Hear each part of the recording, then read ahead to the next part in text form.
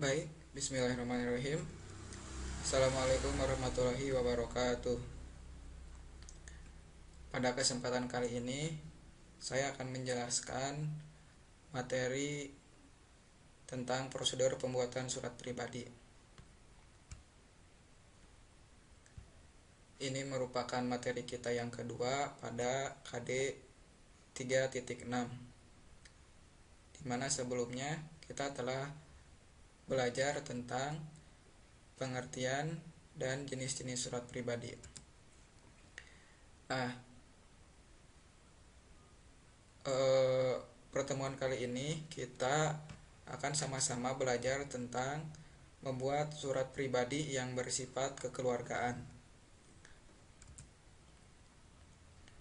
Materi yang pertama dalam prosedur pembuatan surat pribadi ini adalah ciri-ciri surat pribadi, di mana surat pribadi ini setidaknya memiliki 4 ciri-ciri. Ciri yang pertama adalah bagian-bagian surat tidak selengkap seperti surat dinas.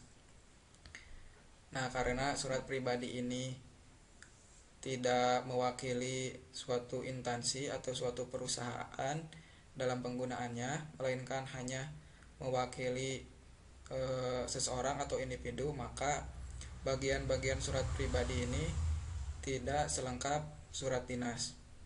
Ada beberapa bagian yang dimiliki oleh surat dinas tetapi tidak ada dalam surat pribadi. Selanjutnya, ciri yang kedua adalah bahasa yang digunakan bersifat subjektif. Arti subjektif di sini adalah bahwa isi dari surat pribadi ini murni curahan atau perasaan yang hendak disampaikan kepada orang lain yang ditulis pada surat pribadi tersebut. Kalau dalam surat dinas itu dia suratnya bersifat objektif. Ciri yang ketiga adalah cara penulisannya tidak ada peraturan yang mengikat. Bahwa kita ketahui bersama ya, dalam penulisan surat dinas itu ada yang namanya tata naskah dinas. Nah, tata naskah dinas itu merupakan peraturan dalam menulis surat dinas. Nah, dalam surat pribadi ini tidak memiliki peraturan yang mengikat seperti tata naskah dinas tersebut. Dan ciri yang terakhir adalah bebas menggunakan perlengkapan sesuai dengan pilihannya, baik penggunaan kertas, warna tinta, maupun sampul surat.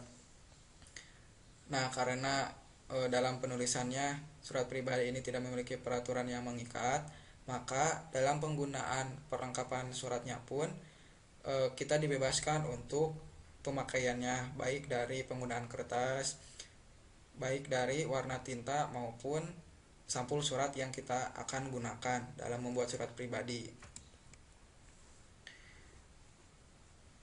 Selanjutnya adalah materi selanjutnya tentang cara menulis surat pribadi. Nah, agar dapat menulis surat pribadi dengan baik dan benar, kita perlu menggunakan beberapa pedoman dalam penulisannya. Yang pertama, tidak menggunakan kop surat.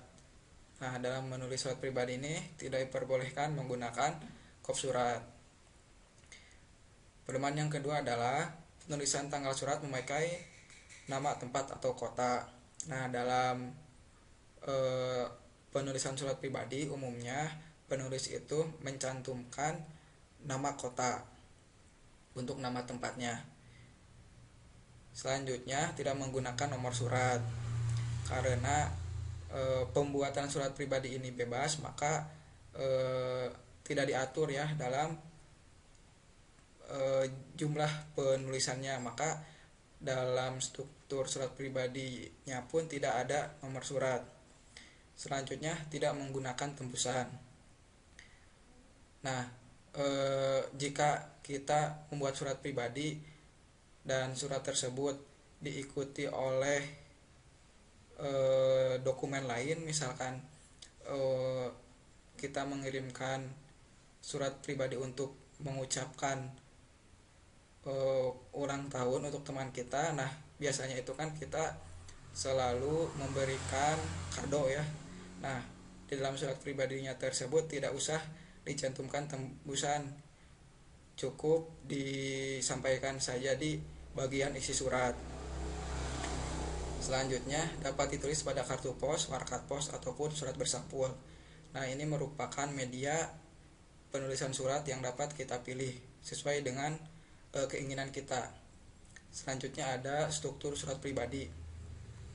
Nah, berkaitan dengan struktur atau bagian-bagian surat pribadi, kita akan bahas pada slide berikutnya.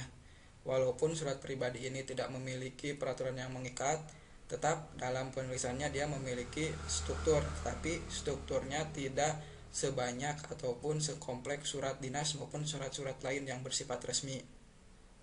Dan yang terakhir adalah secara garis besar, sebenarnya surat pribadi tidak memiliki peraturan yang mengikat. Surat pribadi bisa ditulis menurut selera masing-masing penulis.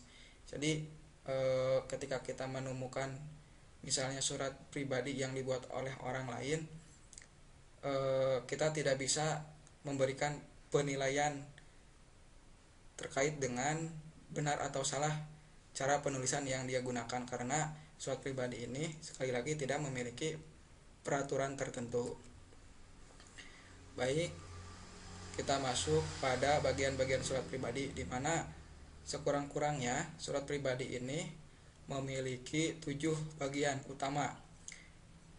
Yang pertama ada alamat tanggal pembuatan surat, kedua ada alamat yang dituju, ketiga ada salam pembuka, keempat ada paragraf pembuka, kelima ada paragraf isi, keenam ada paragraf penutup, dan yang terakhir ketujuh ada salam penutup. Nah, untuk contoh-contoh atau identifikasi dari bagian-bagian surat ini saya akan jelaskan pada slide berikutnya. Nah, ini merupakan contoh surat pribadi yang dibuat oleh seseorang ditujukan kepada temannya yang sudah lama tidak bertemu karena terhalang oleh batas dan jarak. Nah, ini merupakan identifikasi dari bagian-bagian surat, mulai dari alamat dan tanggal pembuatan sampai salam penutup. Alamat dan tanggal pembuatan pada surat ini adalah Kota Raja 21 Maret 2007. Alamat yang ditujunya sahabatku Rina Damayanti di Kota Raja. Jadi alamatnya itu adalah di Kota Raja. Ini sebenarnya kurang spesifik ya alamatnya. Mungkin bisa lebih spesifikkan lagi, alamatnya menggunakan jalan dan lain sebagainya, nomor jalan juga boleh. Hanya karena dalam surat pribadi ini tidak memiliki peraturan yang mengikat, maka alamatnya pun boleh ditulis hanya seperti ini, asalkan nanti diikuti oleh keterangan lain agar surat yang kita buat ini sampai kepada tujuan yang kita maksud. Salam pembukanya menggunakan Assalamualaikum atau salam yang umum digunakan oleh oleh yang beragama Muslim. Nah, salamnya ini bisa menyesuaikan ya, bisa menggunakan selain dari Assalamualaikum. Nah, paragraf yang pertama merupakan paragraf pembuka, selanjutnya paragraf yang kedua merupakan paragraf isi, dan paragraf yang terakhir merupakan paragraf penutup. Setelah itu diikuti dengan salam penutup. Nah, dalam surat pribadi ini boleh juga ditambahkan tanda tangan si penulis, tanda tangan pembuat surat, tapi dalam surat ini tidak ada tanda tangannya. Jadi ketika kita membuat surat pribadi boleh ditambahkan dengan tanda tangan. Baik, cukup sekian materi yang disampaikan pada kesempatan kali ini. Mudah-mudahan materi tersebut dapat dipahami dengan baik. Mohon maaf atas segala kekurangan. Terima kasih banyak atas perhatiannya. Semangat untuk tetap belajar dari rumah. Wassalamualaikum warahmatullahi wabarakatuh.